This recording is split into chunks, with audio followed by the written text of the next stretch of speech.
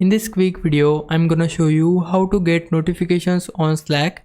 So enabling notification on Slack is really easy. For that, we just need to click on our profile icon from the bottom left corner, then click on preferences, and on this window, we need to go to the notification section, and here if it is selected nothing, then we need to switch it to all new messages, so that we'll be notified about all new messages.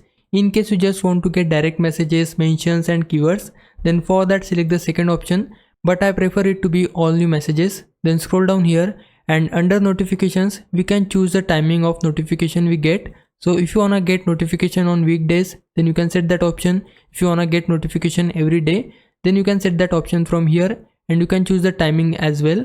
And now we need to choose the notification sound, so I wanna go with this one. I can just select that, then close this window and search on your system notification. So we need to search it like this, then open the notifications and action settings, and on the settings we need to scroll down and find Slack app. So this is the Slack app, and ensure that Slack notifications are toggled on like so that we'll get all of the notifications from Slack app on our device. So this is the complete process. Now if I was a big help, can you like this video and subscribe my channel. For now, thanks for watching. Bye bye.